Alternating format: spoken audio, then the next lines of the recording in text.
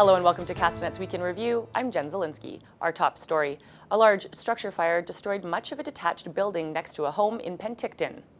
Fire officials believe a pottery kiln may be to blame for the blaze. Apparently, the kiln was burning at the time the structure went up in flames. The building is described as approximately 1,000 square feet, with a double garage below, a living area above, a pottery room with a kiln, and a separate showroom where the homeowner displayed her pottery.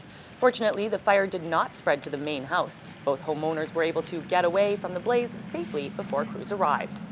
The brother and sister who were charged in connection with the murder of 26-year-old Roxanne Louis were both granted bail this week.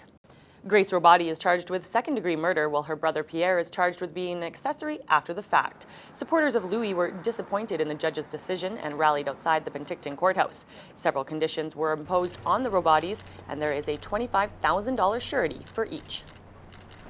This past February will go down in history as the mildest on record since 1991, with an average temperature of 4.5 degrees. In fact, Kelowna's winter from December through to February was the second warmest recorded since 1968, and it appears this type of weather may be here to stay. We're looking at generally sunny skies, and temperatures are going to stay above normal. Normal for the beginning of February, we're now in March, beginning of March is about 7 degrees.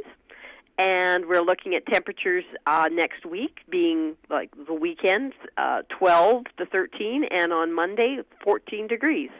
So continuing above normal temperatures and below normal precipitation. More than 300 elementary and secondary school students gathered at UBC Okanagan this week for the annual District Science Fair. The students hope to impress judges with their inventions and move on to the Regional Science Fair in Summerland, or even get an opportunity to win $400,000 in prizes and scholarships. We spoke with Helena Medgezi, one of this year's winners, about her project. My project, The Sound of Strings, is testing to see what wood gives off the best resonance. I discovered out of my 4 woods that I used, oak, maple, spruce, and poplar, that the spruce was the most resonant. It was a week of competitions for students in the Okanagan as the annual Spaghetti Bridge Building Contest took place on Friday. Prizes were given for the lightest bridge that supports a predetermined weight. Some students used high-end Italian dried pasta, while others opted for the dollar store variety. Most bridges could support weights under 5 kilograms, while one managed to hold more than 10 kilograms of weight. Bridges have to be built in advance and tested on the day of competition.